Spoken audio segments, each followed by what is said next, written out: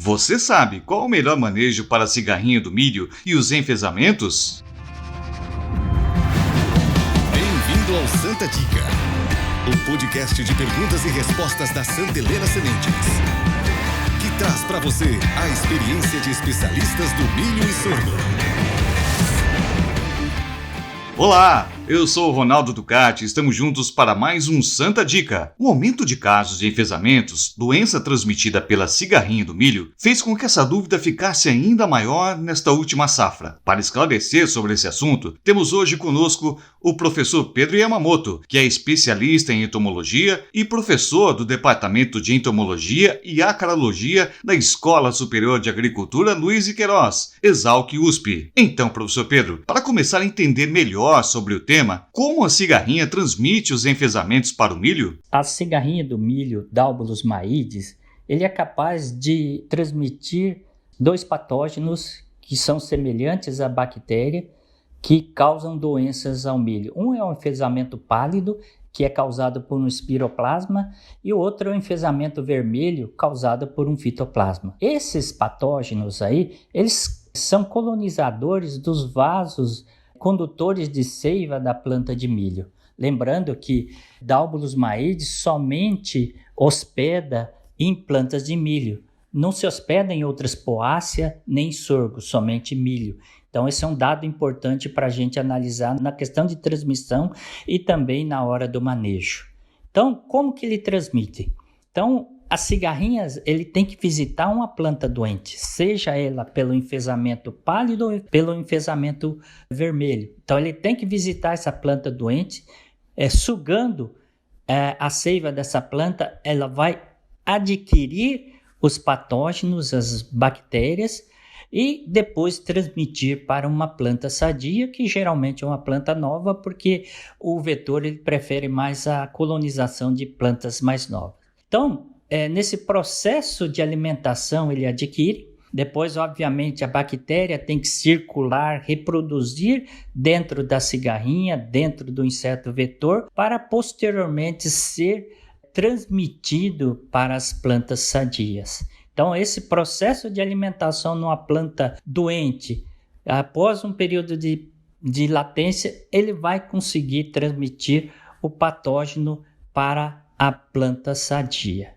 E durante toda a vida do inseto, ele vai conseguir transmitir. Por quê? Porque o patógeno, tanto o espiroplasma como o fitoplasma, ele se reproduz dentro do inseto, aumenta a sua população e esse inseto passa a transmitir e vai transmitir durante toda a sua vida para outras plantas. Então, uma vez infectado, ao visitar outras plantas, essa cigarrinha vai transmitir as bactérias, o fitoplasma, o espiroplasma. A cigarrinha, ele não perde a capacidade de transmissões uma vez adquirido essa bactéria. Por isso é importante a questão de verificação do nível ou da incidência da doença nos plantios de milhos velhos para tomada de decisão da questão de plantio do milho em novas áreas próximas a esses milhos velhos. Bom, tendo tudo isso em vista, por que a incidência desse inseto vem aumentando e como fazer o seu manejo? Com relação ao porquê da incidência do inseto vem aumentando, isso pode estar relacionado às condições climáticas que têm favorecido o inseto e, na verdade, desfavorecido os inimigos naturais, dentre esses os fungos entomopatogênicos, e também devido a plantios sucessivos e também a manutenção dessas tigueras, dessas plantas espontâneas em outras culturas. Bom, o que fazer com relação ao manejo do vetor e o manejo da doença? Primeiro ponto é verificar na região o nível de doença. Se estiver alto, evite os outros plantios. E nesses locais ou nesses plantios com plantas mais velhas com incidência da doença, é recomendado que não faça o plantio seguinte, porque vai haver transmissão dessa doença, desses plantios mais antigos, para os plantios novos. Obviamente, isso é feito pelo inseto, a cigarrinha do milho, que é o Dalbolus maides.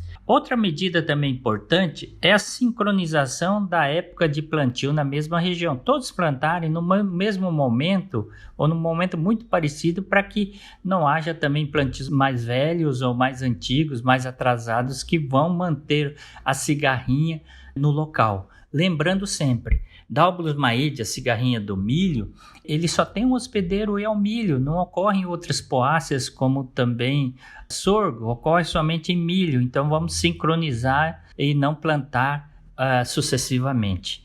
E também diversificar o milho plantado, a variedade plantada, usar diferentes variedades, obviamente sempre pensando na melhor para o local em que você está, tá? Porque não existe variedades resistentes, mas existem alguns cultivares com grau de resistência diferentes, um pouco maior, outros são altamente suscetíveis. Então sempre vamos plantar variedades diferentes e também sempre vamos procurar saber junto com os produtores ou os vendedores de variedades quais são aquelas que estão menos atacadas pela doença. Eliminar também plantas voluntárias, né, as tigueras, né?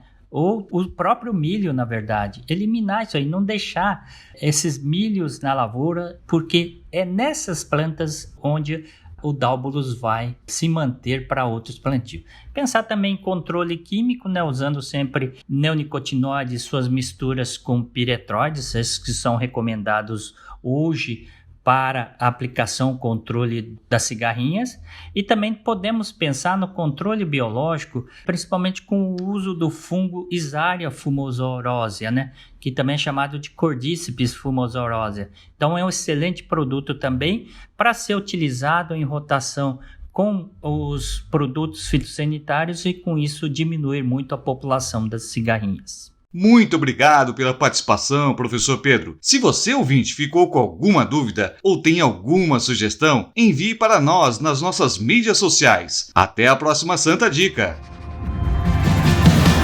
Saiba mais e entre em contato conosco pelo site santelenasementes.com.br ou no Facebook/SH Sementes e Instagram @Santa Helena Sementes.